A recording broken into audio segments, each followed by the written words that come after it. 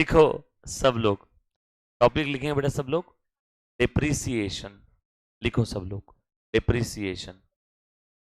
सभी ने लिखना है जिनका, नहीं, ये बच्चे का नामकरण चल रहा है, लेसन का ही नाम रहेगा ना भैया, डिप्रिसिएशन। टॉपिक का नाम मैंने सब बोला ना, लिखो topic depreciation.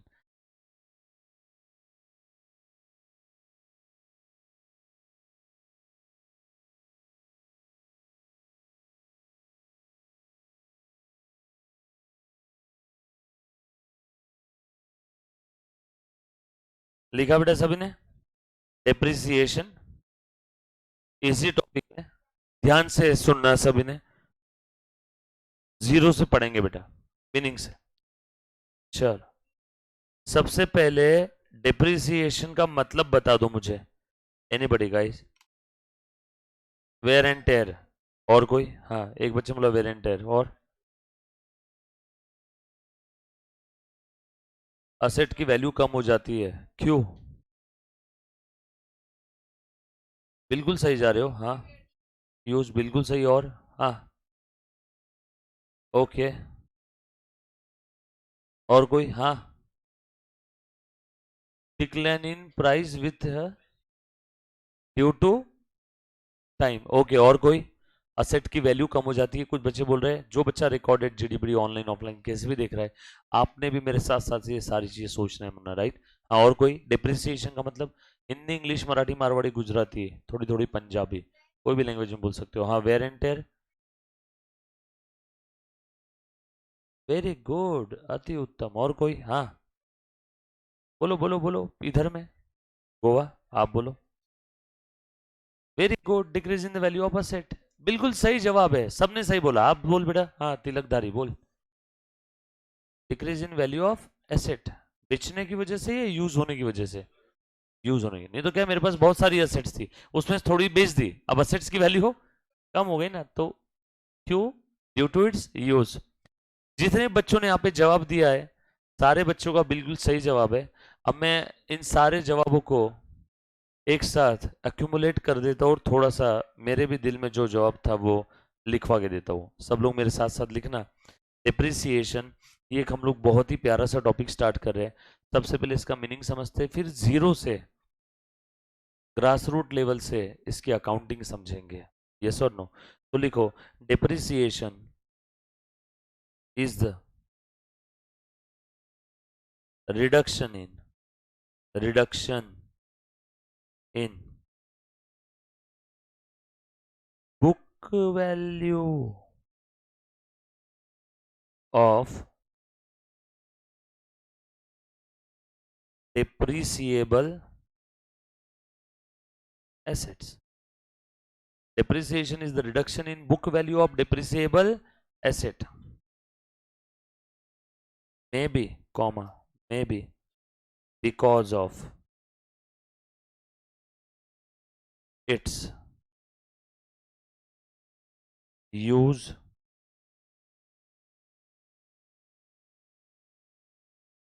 or wear and tear or passage of time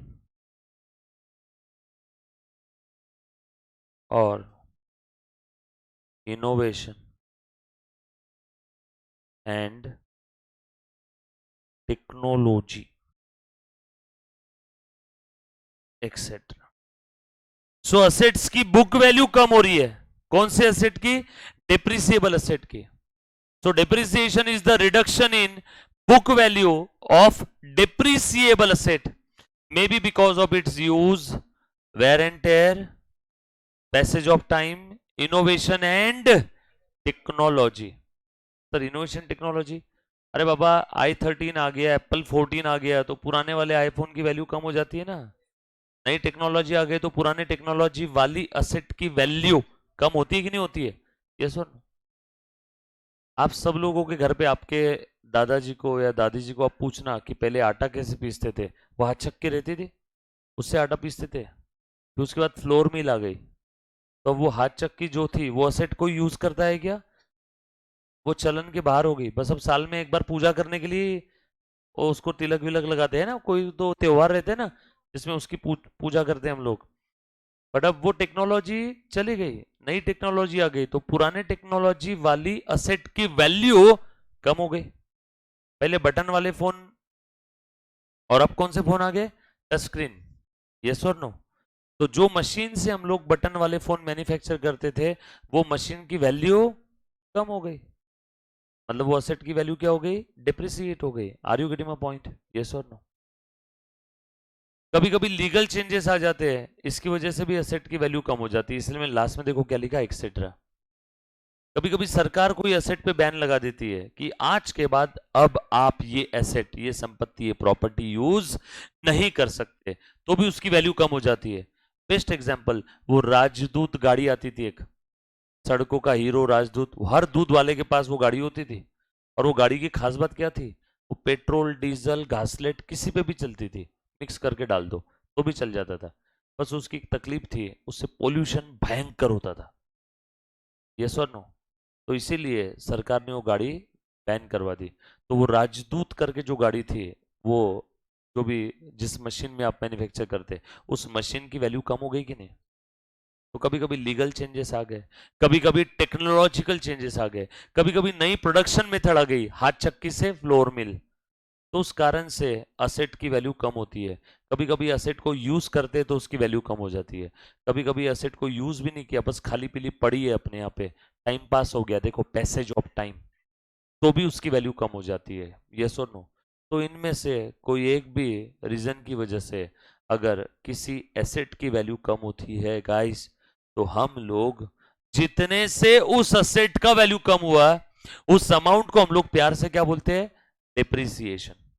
So depreciation is the reduction in book value of depreciable asset, maybe because of its use, wear and tear, passage of time and innovation and technology, etc. अब मुझे एक बात बताओ, ये तो एक बात समझ में आ गई आपको कि असेट की जो बुक वैल्यू कम हो रही है। बुक वैल्यू का मतलब क्या? बुक वैल्यू ने आपने आपके बुक्स ऑफ अकाउंट में जो असेट का वैल्यू लिखा है, वो वैल्यू कम हो रहा है।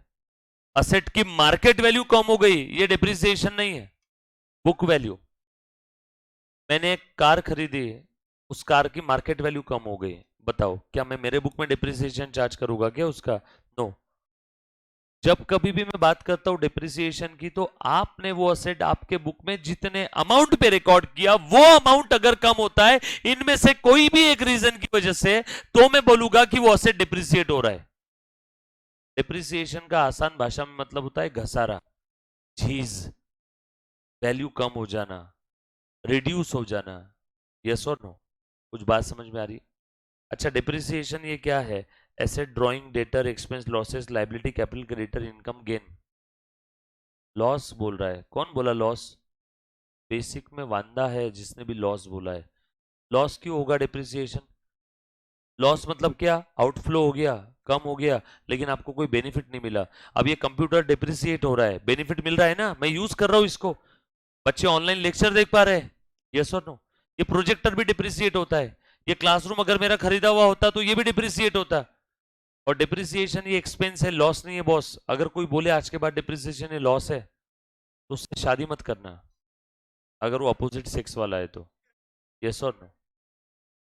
डिप्रिसिएशन लॉस नहीं होता है, डिप्रिसिएशन ये एक्सपेंस है। अरे आपको बेनिफिट मिल रहा है ना, असेट यूज हो रही है, तो आप उस असेट को एंजॉय कर रहे हो, कंज्यूम कर रहे हो, यूज कर रहे हो, मजे ले रहे हो।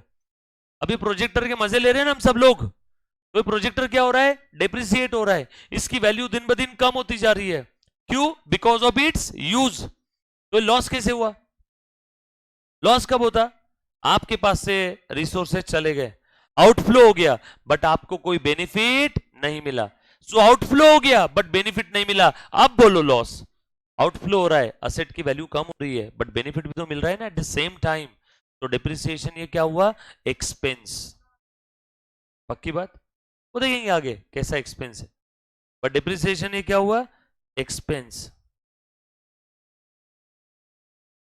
और ये ऐसा एक्सपेंस है जिसके लिए किसी को पैसे देने की जरूरत नहीं है। जैसे मान लो ये मैंने एसी परचेस किया 50,000 रुपए का, 5 साल लाइफ थी, 1 साल यूज कर लिया, बोलो कितने का एसी यूज कर लिया? अंदाजन 10,000 रुपए। अंदाज बता रहा हूं ऐसे ही आपको समझाने के लिए। एक साल खत्म हो गया, मतलब ये एसी की वैल्यू 10,000 से कम हो गई, तो अब बताओ 10,000 क्या हो गया?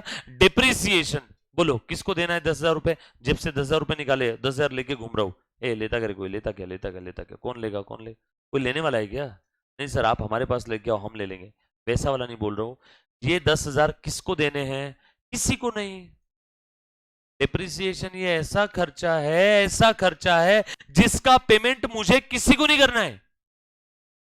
10,000 से एसेट की वैल्यू कम हुई है, 10,000 से कैश कम नहीं हो रहा है मेरे पास, मतलब ये एक्सपेंस तो है लेकिन इसका पेमेंट किसी को नहीं करना है।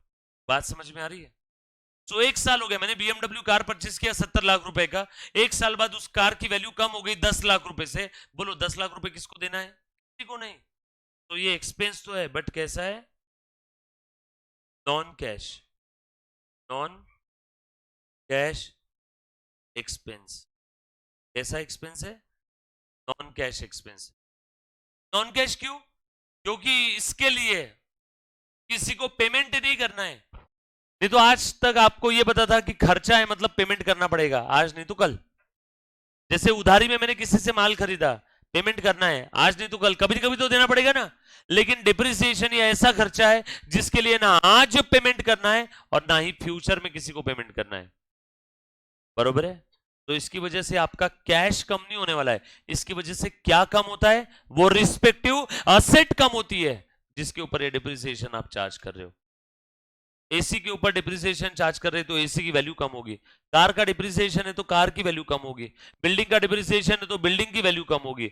सो क्या कम होता है इसमें? कैश कम होती है या असेट की वैल्यू कम होती है? असेट की वैल्यू, कैश कम नहीं होती। इसीलिए इसको नॉन कैश एक्सपेंस बोला जाता है। Are you getting a point? Yes और नो? सब लोग साथ में? किसी बच्चे को अगर इसमें कोई डाउट है तो प्लीज एक बार मुझे पूछो बेटा, एनीबॉडी? सब लोग साथ में? पक्का?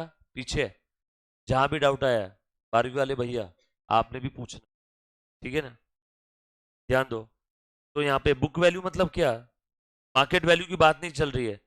बुक वैल्यू का मतलब होता है, ध्यान से सुनना, मैंने एक असेट खरीदा 100 लाख का, एक साल यूज किया, 10 लाख से उसकी वैल्यू कम हो गई। बोलो अब बुक के अंदर में कितनी दिखेगी? 90। और एक साल यूज किया और 10 लाख से वैल्यू कम हो गई, बोलो बुक में कितनी दिखेगी? 80। जिस दिन खरीदा था उस दिन बुक में कितना दिख रहा था? 100। एक साल बाद बुक में कितना दिख रहा है?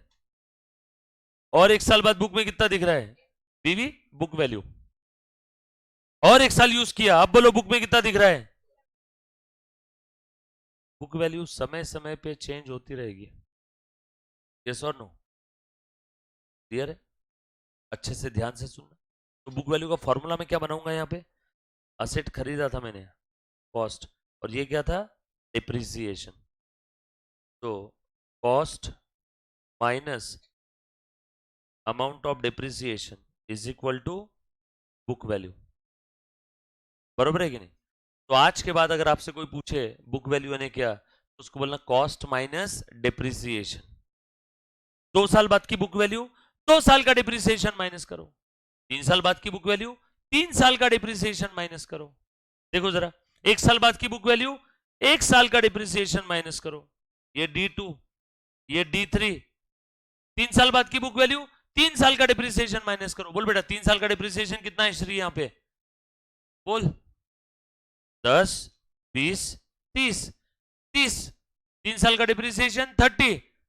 कॉस्ट में से 3 साल का डिप्रिसिएशन माइनस करो तो 3 साल बाद की बुक वैल्यू आ जाएगी क्या? 2 साल बाद की बुक वैल्यू के लिए कॉस्ट में से 2 साल तक का डिप्रिसिएशन माइनस करो। 1 साल बाद की बुक वैल्यू, कॉस्ट में से 1 साल का डिप्रिसिएशन माइनस करो। Are you getting my point बच्चों? बुक वैल्यू का फॉर्मूला क्या हो गया? Cost minus depreciation. आपके बुक में वो असेट की कितनी वैल्यू बची है। बीवी का ही एक और नाम है, बताओ क्या? बाबू सोना नहीं बोलते? बीवी का एक और नाम क्या है? बाबू, सोना, जानू, वैसा नहीं। बुक वैल्यू का एक और नाम क्या नाम है? WDV। WDV यानी return down value. Book value यानी पीवी यानी बुक वैल्यू और रिटर्न डाउन वैल्यू। लिखते जाओ सब जल्दी जल्दी से लिखना है, फुल स्पीड में। मैं लिख रहा हूं, समझा रहा हूं, आप लिखोगे और समझोगे, और जहां नहीं समझ में आए वहां पे आप कसम है आपको, आप डाउट पूछोगे तब के तब। हर एक टॉपिक में रूल अप्लीकेबल है, सिर्फ बेसिक में नहीं था, हर एक टॉपिक में। बच्चे बोलेंगे मास्टर बहुत शाना है, बेसिक में बहुत बार बोला डाउट पूछो, आगे के टॉपिक में बोल ही नहीं रहा। हर टॉपिक में आखिरी तक हर दिन मैं आपको याद दिलाते रहूंगा कि बच्चों डाउट नहीं आ रहे आपके आजकल, ठीक है। चलो आगे आ जाओ।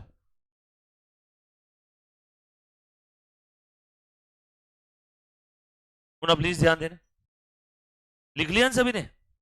अब मेरा आपसे एक छोटा सा सवाल है, ये डिप्रिसिएबल असेट यानी क्या होता है? है? जो असेट डिप्रिसिएट हो सकती है। क्या बोले बेटा? जो असेट डिप्रिसिएट हो सकती है। कौन सी असेट डिप्रिसिएट हो सकती है? हाँ, एग्जाम्पल नहीं पूछा, मीनिंग पूछ रहा हूं डिप्रिसिएबल असेट का।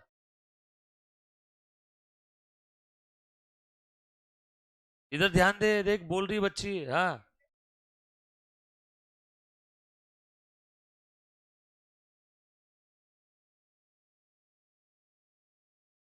वेरी गुड, अति उत्तम, बहुत सही जवाब दिया बच्ची ने। तो सारी असेट डिप्रिसिएट नहीं होती है, सिर्फ डिप्रिसिएबल असेट ही डिप्रिसिएट होती है। और डिप्रिसिएबल असेट कौन सी असेट होती है? वो जो ये चारों कंडीशन फुलफिल करेगी, वो ही असेट इस ब्रह्मांड में डिप्रिसिएबल असेट है। बाकी और कोई भी असेट डिप्रिसिएबल असेट है ही नहीं। मतलब नॉन डिप्रिसिएबल असेट पे डिप्रिसिएशन चार्ज होगा क्या? नो। तो कौन सी असेट डिप्रिसिएट होती है बेटा? डिप्रिसिएबल। कौन सी असेट डिप्रिसिएबल है? वो जो ये चारों कंडीशन फुलफिल करेगी। कंडीशन नंबर 1, असेट का यूजफुल लाइफ लिमिटेड होना चाहिए। कंडीशन नंबर 2, असेट का useful life more than 1 year होना चाहिए। कंडीशन नंबर 3, वो असेट बिजनेस पर्पस के लिए यूज होना चाहिए। Business purpose, business purpose. Condition number 4, वो असेट की ओनरशिप हमारे पास होनी चाहिए। कोई असेट अगर ये चारों के चारों कंडीशन फुलफिल करती है तो ही वो असेट डिप्रिसिएबल असेट है, वरना वो असेट डिप्रिसिएबल असेट है ही नहीं। बात समझ में आई क्या सभी को? अब तुम बताओ, लैंड डिप्रिसिएबल असेट है क्या? रुको सर, घाई मत करो, हमें चेक करने दो। लैंड चारों कंडीशन फुलफिल कर रही है तो लैंड डिप्रिसिएबल असेट है। लैंड अगर इन चारों में से कोई एक भी कंडीशन अगर फुलफिल नहीं कर रही है तो लैंड डिप्रिसिएबल नहीं है। अभी चेक करते हैं, चलो। लैंड का यूजफुल लाइफ लिमिटेड है क्या रे? नो। लैंड करोड़ों सालों से यही थी, करोड़ों सालों तक यही रहेगी, पता नहीं कब तक रहेगी। सो लैंड का यूजफुल लाइफ इनफाइनाइट है। मतलब लैंड पहली कंडीशन फुलफिल नहीं कर रही, चूल्हे में गई, आगे की कंडीशन चेक भी मत करो। लैंड डिप्रिसिएबल असेट नहीं है। बचपन में आप ऐसे पढ़े हो, लैंड एप्रिसिएबल है इसलिए डिप्रिसिएबल नहीं है। आथू, गलत जवाब। लैंड ये फर्स्ट कंडीशन फुलफिल नहीं करती है। मैं जब भी बच्चों को पूछता हूँ, सर लैंड तो एप्रिसिएबल है, एप्रिसिएबल ये पानी की बोतल भी है। 1 करोड़ साल तक अगर ये बोतल किसी ने संभाल के रखी तो 1 करोड़ साल बाद इसी बोतल को लोग ऐतिहासिक वस्तु समझ के खरीद लेंगे। यस और नो? पुरानी जमीन के नीचे मूर्तियां मिलती है, उनकी वैल्यू करोड़ों रुपए में हो जाती है। हर चीज इस दुनिया में अप्रिसिएबल है एक समय के बाद। यस और नो? कुछ बात समझ में आ रही है आप लोगों को? यस और नो? यहां तक किसी बच्चे को अगर कोई डाउट है तो प्लीज एक बार पूछो बेटा। तो लैंड पहली वाली कंडीशन फुलफिल नहीं करती, इसीलिए लैंड डिप्रिसिएबल असेट नहीं है। कैश डिप्रिसिएबल असेट है क्या? कैश ये असेट है, लेकिन डिप्रिसिएबल असेट है क्या? क्यों डिप्रिसिएबल नहीं है? क्योंकि कैश ये दूसरा कंडीशन फुलफिल नहीं करता। कैश करंट असेट है। कैश 1 साल के अंदर अंदर उसका बैलेंस चेंज होते रहता है। यस और नो? मतलब ये कैश लॉन्ग टर्म असेट नहीं है, करंट असेट है। उसके बाद पड़ोसी की असेट हमारी असेट है क्या? हमारे पास ओनरशिप है क्या? नो। तो पड़ोसी की असेट पे आप डिप्रिसिएशन चार्ज कर सकते हो क्या? नहीं तो एक बच्चे ने बोला सर कार भी है, फुल लाइफ लिमिटेड भी है, मोर देन 1 ईयर है, बिजनेस के लिए मैं यूज कर रहा हूं मेरे, लेकिन वो मेरे पड़ोसी की है, बोलो अब मैं डिप्रिसिएशन चार्ज करूं क्या? नहीं कर सकता। ओनरशिप तुम्हारे पास होनी। Ownership also include deemed ownership, DEEMED लिख लो, ओनरशिप के आगे ब्रैकेट में लिख लो, डीम्ड ओनरशिप भी चलेगा, also include deemed, also include deemed, DEEMED। Deemed यानी क्या होता है? डीम्ड यानी आज के जो युवा पीढ़ी है, बच्चे हैं, वो अपनी गर्लफ्रेंड को डीम्ड वाइफ ही समझते। डीम्ड यानी लाइक के जैसा, वाइफ के जैसा ही समझते और वैसे ही हुक्म चलाते। से बात कर रही थी, क्या कर रही थी, तेरा फोन वेटिंग पे क्यों आया? तो वो लड़की बोलती है, क्या तेरी बीवी हूँ क्या? अरे गर्लफ्रेंड है मतलब बीवी के जैसी ही है, के जैसी। डीम्ड, डीम्ड यानी के जैसा, लाइक दैट, यस और no? So ownership also deemed ownership. Sir deemed ownership वाली एसेट का एग्जांपल दो, वो दीजिए leasehold property. Magarpatta city के अंदर में जितने भी फ्लैट है, नांदेड़ सिटी में जितने भी फ्लैट है, वो फ्लैट जितने लोगों के, क्या सब वो असली मालिक है क्या उनके फ्लैट्स के? नो। 999 साल की लीज पे वो लोग, 999 ईयर्स के बाद सबका उन फ्लैट के ऊपर से अधिकार खत्म हो जाएगा। पूरा पागल हो गया? नहीं, फैक्ट है, चेक कर लो। नांदेड़ सिटी भी 999 ईयर्स के लीज पे है, आपके पास ओनरशिप कभी नहीं आएगी उस फ्लैट की, आप उस फ्लैट के ओनर हो 999 साल के लिए। तो ये क्या है? लीज का एग्जाम्पल है। लीज 20 साल की भी होती है, 20 साल के लिए मैंने किसी प्रॉपर्टी को लीज पे लिया, हर साल के हर साल लीज रेंटल दूंगा उसका मैं, तो 20 साल तक उस प्रॉपर्टी का मैं लाइक मालिक हूं, 20 साल तक उसके ऊपर मैं डिप्रिसिएशन चार्ज कर सकता हूं क्या? यस। तो लीज होल्ड प्रॉपर्टी में तो क्या हुआ, मैं एक्चुअल ओनर नहीं हूं, डीम्ड ओनर तो हूं ना, मैं डिप्रिसिएशन चार्ज करूंगा, यस और नो? इसलिए मैंने आपको अभी आखिरी में लिखवा के दिया, ओनरशिप के ब्रैकेट में also include deemed ownership. Clear? चलो आगे। तो आज के बाद जब भी आप कोई असेट को पूछोगे, ये असेट बताना, क्या तेरे ऊपर डिप्रिसिएशन चार्ज होगा क्या?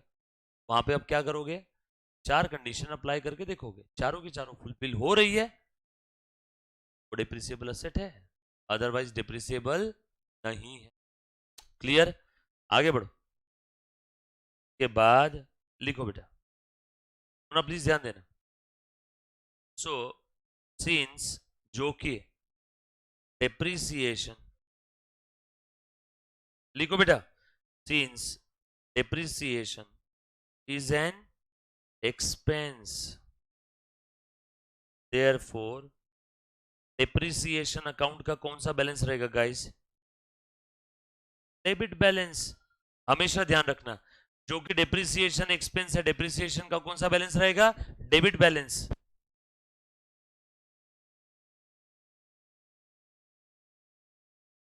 पुष्कराज सर का फोन था। तो डेप्रिसिएशन ये एक्सपेंस है, इसीलिए इसका कौन सा बैलेंस रहेगा? Debit balance. जो बच्चों का फर्स्ट डे, हमेशा ध्यान रखना बेटा, इस दुनिया में, अकाउंटिंग की दुनिया में, एक्सपेंसेस का, खर्चों वाले अकाउंट का, एक्सपेंसेस के जितने भी अकाउंट है, एक्सपेंसेस का हर बार कौन सा बैलेंस रहेगा? Debit balance. और सिंपल सा रूल है, डेबिट बैलेंस वाले अकाउंट, बोलो बच्चों, बढ़ते हैं तो डेबिट करो, और डेबिट बैलेंस वाले अकाउंट अगर कम होते हैं तो क्रेडिट करना है। तो सिंपल, +3 को अगर बढ़ाना है, अगर बढ़ाना है तो 2 को भी क्या करना होगा? प्लस। ठीक उसी प्रकार से डेबिट बैलेंस वाले अकाउंट को अगर बढ़ाना है तो क्या करना है? डेबिट। +3 को अगर कम करना है तो 2 को क्या करना है? यहाँ पे माइनस। प्लस नंबर को कम करना है तो क्या करो? माइनस। ठीक उसी प्रकार से डेबिट बैलेंस वाले अकाउंट को कम करना है तो क्या करो? क्रेडिट। और ये बढ़ाना है कि कम करना है, कहाँ समझ में आएगा? ट्रांजेक्शन से, बरोबर? डोंट वरी, ये सारी चीजें एंट्रीज के समय में वापस बताऊंगा, ध्यान देना बेटा। ए मुन्ना प्लीज ध्यान दे, मैं यार पढ़ाते रहता हूँ, तब बच्चे लोग इधर उधर लेफ्ट साइड राइट साइड में क्या देखते रहते रहे? अब कोई बच्चा देखे लेफ्ट राइट में, ध्यान दो, हाँ सिर्फ स्क्रीन पे ध्यान दो। अगर किसी को अपनी बेइज्जती करवानी है क्लास में, तो ही उसने लेफ्ट राइट देखना है, बरोबर है? किसी को ट्राई करना है पक्का, तो प्लीज सामने ध्यान दो, आ जाओ। ये लिखा बेटा सभी ने? उसके बाद लिखो, डिप्रिसिएशन कैसा एक्सपेंस है? लिखो ऐसा, डिप्रिसिएशन इज नॉन कैश, लिखवा के दिया था ना थोड़ी देर पहले ऊपर, अभी लिखो नॉन कैश एक्सपेंस। क्यों? इसके लिए किसी को भी पेमेंट नहीं करना है। रीजन, हमें डिप्रिसिएशन का पेमेंट किसी को भी नहीं करना है, बस हमारी असेट की वैल्यू कम हो रही है, किसी को पेमेंट करना है क्या इसके लिए? नो। आगे, डिप्रिसिएशन का अकाउंटिंग कैसे करना है? अकाउंटिंग कैसे करना है? अकाउंटिंग मेथड्स फॉर डिप्रिसिएशन, कितनी मेथड्स है बताओ? डिप्रिसिएशन की अकाउंटिंग की कितनी मेथड्स है? कौन कौन सी मेथड्स है अकाउंटिंग करने के तरीके, डिप्रिसिएशन की अकाउंटिंग करने के तरीके? बच्चों प्लीज सब लोग ध्यान देना, एक बार मैं फिर से बता देता हूं। बच्चों आज हमने डिप्रिसिएशन ये वाला टॉपिक स्टार्ट किया है बिल्कुल जीरो से, मीनिंग से हम लोग हर एक चीज पढ़ रहे हैं। Depreciation is basically reduction in book value of depreciable asset, may be because of its use, wear and tear, passage of time, innovation and technology, और due to legal changes. Yes और नो? असेट की book value अगर कम हो जाती है तो जितने से असेट का बुक वैल्यू कम हो रहा है उस अमाउंट को मैं प्यार से क्या बोलूंगा? डिप्रिसिएशन। यूज कर करके असेट की वैल्यू कम हो जाती है, या फिर कभी कभी टाइम पास की वजह से भी असेट की वैल्यू कम होती है। सर कैसे? BMW कार खरीदा 70 लाख रुपए की, पार्किंग में ला करके खड़ी कर दिया, पूरी पैक करके रख दिया, एक साल बाद बताओ क्या उस कार की वैल्यू उतनी ही रहेगी क्या? नो। भले ही आपने यूज नहीं किया, टाइम पास हो गया, फिर भी असेट की वैल्यू कम हो गई ना। इसीलिए हर बार यूज करने की वजह से वैल्यू कम नहीं होती है, कभी कभी पैसेज ऑफ टाइम की वजह से भी असेट की वैल्यू कम हो जाती है। इसलिए देखो मैंने लास्ट में वर्ड क्या लिखा है? एक्सेट्रा। यस और नो? ये बात समझ में आई सभी को? पक्की बात? अच्छा, डिप्रिसिएशन के बारे में अगर एक चीज बताना है ना तो मैं आपको और एक मीनिंग लिख करके दे सकता हूं डिप्रिसिएशन का। आप चाहो तो साइड में लिख लो डिप्रिसिएशन। मैं पेज ऐसे ही रखूंगा, हाँ, हर बार, मतलब आपको आइडिया आ जाएगा कि कहाँ कैसे सारी चीजें लिखना है। मतलब आप भी आपके नोटबुक में इसी फॉर्मेट में, इसी ढांचे में लिखो सारी चीजें। मैं लेफ्ट राइट नहीं जाने वाला हूँ। आप आपके पेज में लेफ्ट राइट जा सकते हो क्या इधर उधर? ये देखो, आप ऐसे जा सकते हो क्या इधर? मैं जा सकता हूँ, लेकिन अब क्या, मैं ऐसा नहीं करूंगा ताकि आप लोगों को लिखने में आसानी हो जाए। बस इसी फॉर्मेट में, बस ऊपर नीचे करूंगा मैं ऐसे। आप भी आपके पेज आगे बढ़ा सकते हो ना, आप आपके पेजेस को ऐसा नहीं कर सकते हो, आप आगे बढ़ सकते हो। इसलिए मैं इसी फॉर्मेट में लिख रहा हूं, तो आपने भी लिखना है ऐसे, जहां पे जो चीजें दिख रही है। आपके बुक में भी इतनी ही जगह लेफ्ट राइट में खाली दिख रही होगी जितनी मेरे नोट्स में दिख रही है, क्योंकि मैं ऐसा सोच रहा हूं कि आप भी ऐसे ही लिख रहे हो। सही हूं मैं? Okay. Depreciation is the process of